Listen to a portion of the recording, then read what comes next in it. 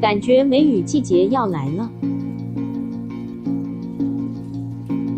这2天已经开始有间歇性的雨水，也把七里香的叶片清洗干净。不过这3株好像已经瞧好，准备一起绽放。不过有这容易吗？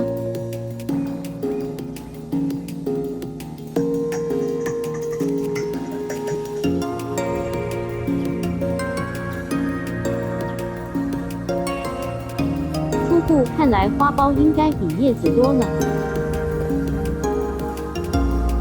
虽然还没开花，但光看这花苞就蛮舒服的。今天刚好邻居问了一个常遇到的问题，大约春天来临时出现的一个现象，可能是长时间不下雨，早上又有晨雾。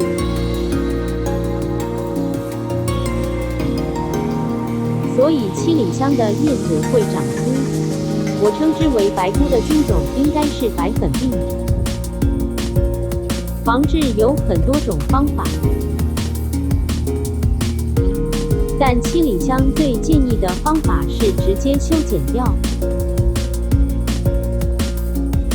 因为修剪完，当它在枝叶茂密时，也刚好接上要开花的时间。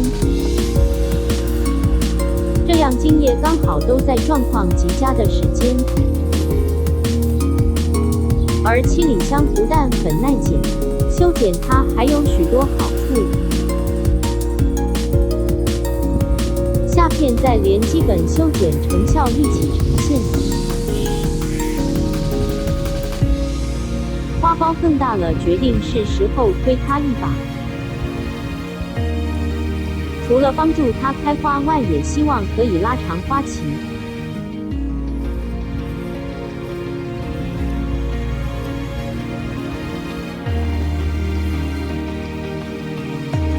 二师兄钉耙在线，这工具很好用，尤其在番茄土时，就算挖到蚯蚓，通常它还是可以活命。这是碎枝做成的生物炭扣。播放清单有请自便。在浸泡或引粪育肥一段时日里，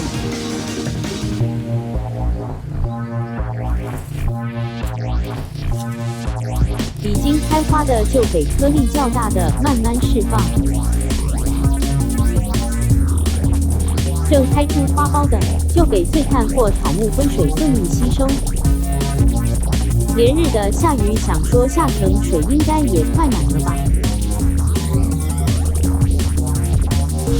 不出所料的，雨水直接稀释了，刚好派上用场。下层就是生物炭浸泡箱，为了增加肥分，通常做成的生物炭灰，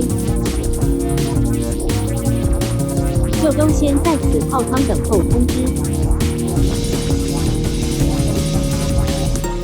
有需要时才上场支援。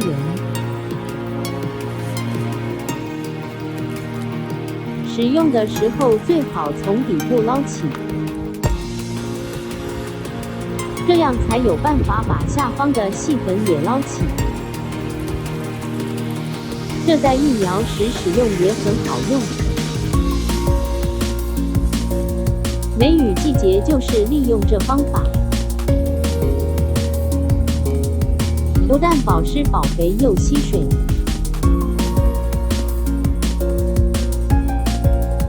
这颗紫白菜与牛奶白菜雨后就可应急了。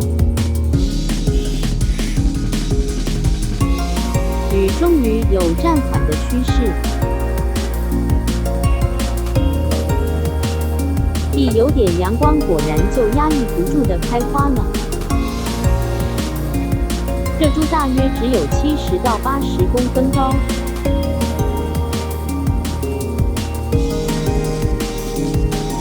但花开成这样，骑车经过就可闻到了。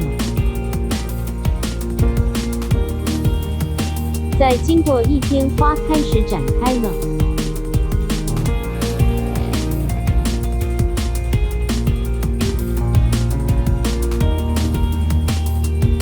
蜜蜂又来了，而且还不少只。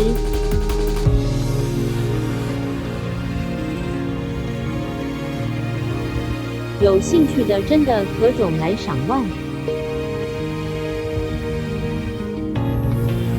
想学剪枝造型的七里香真的是不错选择。下期分享简易修剪，谢谢收看与订阅。